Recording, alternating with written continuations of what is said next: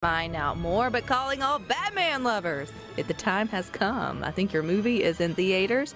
We have Tanya here with us to give us the result. Yeah. Is it good? It is great. I loved it. I loved it. Could you not? Like, I mean, did you have certain things that you were like, this has to happen? Or do you go in with something that's that like anticipated with no expectations, so you're not whatever? Yeah, I really had no expectations. I mean, I'm one of those rare people that I have liked every Batman. I mean, even the campy ones from the 90s, you know, that everybody still laughs about, you know, Arnold Schwarzenegger's Mr. Freeze. I loved all that. I thought it was fun. I thought it was a bit of a throwback to the series, you know, which we know is the cheesiest of them all. But yeah, so this one, they've taken, I guess, a note from the Joker, and they've gone dark, which I think we kind of knew that was coming. But the interesting thing about this one is it is Batman as a 30-year-old. You know, he's 30-ish. And so he hasn't quite figured everything out yet. He's only been wearing the suit for a couple of years when we meet him. So he's not polished. He doesn't have all the shiny gadgets, and his Batcave's not really looking good yet. So he's still trying to figure out, you know, who he is, what he's doing. Bruce Wayne is a recluse. You know, we're used to seeing him as somebody that's out of social life at all of these charity events and everything. This one, seeing Bruce Wayne in public is a very rare occasion. So it's a different look at him. And, you know, I've never really thought about him prior to, you know, him a little bit older and a little more established. So I almost said his uniform, his costume's a little... Technically, it's what he wears to work. Yeah. But his costume's not quite as, you know, nice and clear lines and, you know, all of that is what we're used to seeing. And then we see him more in this movie as the Batman. You know, usually it's a balance between Batman and Bruce Wayne. But this one, he's kind of a detective, and he hangs out whenever there's a crime scene. He's there putting together the clues just like all of the other people. Now, the police officers, the detectives don't like him. But Lieutenant Gordon, who, because, you know, this is a early version of Batman, he is a lieutenant at this point. So anyway, it starts off, and I almost thought I was watching a horror movie because we know the Riddler's the bad guy in this one. And he, you know, kills a local politician, leaves his calling card with the Batman on there, and that's why Batman's involved in this crime spree. But the Riddler is so creepy. I mean, he is probably one of the creepiest villains that I've seen in a long time. Very scary, you know. What is this one rated? It is PG-13, but I will tell you, I'm not going to let my 13-year-old see it. I just felt like it's a little too dark.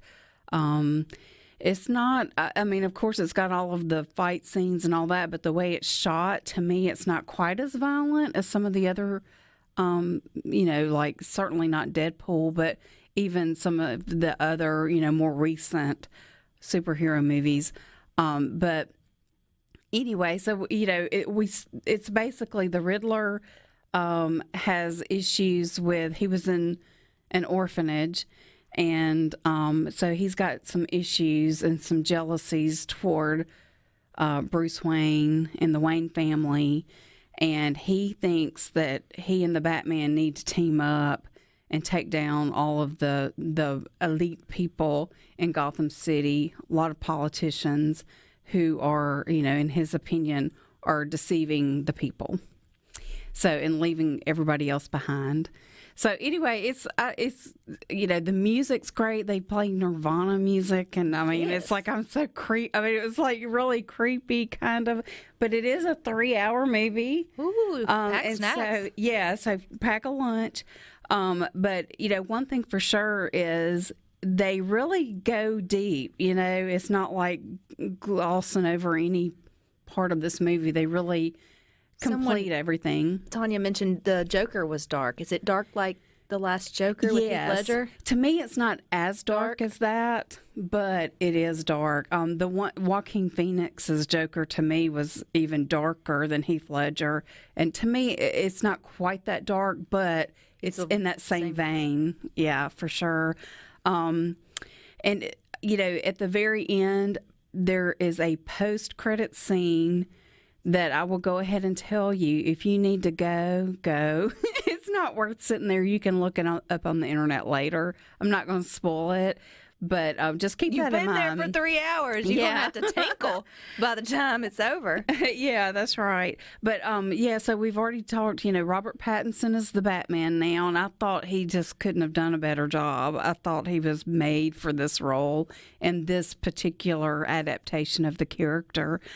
Zoe Kravitz is Selena / Catwoman, who is, you know, they work together to try to figure out who's behind this crime spree and, you know, to solve these riddles. And anyway, she's got some skin in the game, and I don't want to spoil that, but she's got some motivation behind trying to figure out who's doing. Do they leave you with an open door for another one in this same vein? I think so, because in this one, Batman's figuring himself out, and he realizes that he has been more about, you know, his whole life is about avenging the death of his parents. And he sees that he needs to be more of a hopeful role model to the people of Gotham, because Gotham is about as dark as it gets. The crime's horrible, the streets are dirty, and he wants to turn things around. So I hope that they'll have another one, just because I would like to see the next chapter to see how he does that, you know. And connect, I guess, back into all the other visions versions of him that's already kind of been out there. Yeah. And, you know, this was one of the first versions I've ever seen where we didn't have a flashback of his parents being killed. And I was kind of glad. I was like, how many times do we have to see that, you know?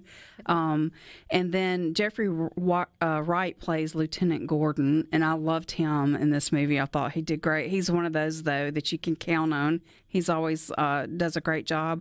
John Turturro is in it, Peter Sarsgaard, Andy Serkis, who we know as Gollum from The Lord of the Rings, and Planet of the Apes. You know, he's like the master bringing these creatures to life guy. He actually plays Alfred, so it was fun to see him in that role, you know, a little bit younger Alfred than what we're used to seeing. And then Colin Farrell, I had forgotten he was in this movie, and I saw his name at the beginning. And then we got to the end, and I was like, wait. Where is he? I forgot. Where was he? And he was the Penguin, who is also, it's an early version of him. So he's not quite the Penguin yet, but he's getting there. He's starting to go to the dark side. So, folks, if you're a Batman fan, you'll enjoy it. Yeah, I think so. You know, the critics overall have given it great reviews. The other has been a little bit mixed. But, you know, you just have to go into it knowing that it is a long movie, you know. So just be prepared for that. But, yeah, I thought it was a great look at the character for sure. Was Hollywood dumb enough to let out anything else this weekend with Batman? Well, unfortunately, the other new release is A Day to Die that was filmed here. Yeah. And I did. It's available in select theaters, and it's streaming. So I did stream it earlier today and watched it. And it's rated R for a reason. Definitely no kids around when you're watching it, but lots of language and violence. But it was so cool to see Jackson on the big screen. Yeah, that's pretty cool. And I know the Lifetime movie, I think, that was filmed in Clinton, and the name of it is slipping me, but it was filmed like a year or so ago, because we actually had the waitress on Good Things or on the station whenever she got to shoot it. Anyway, it's coming out this weekend, I think, too, streaming on the Lifetime.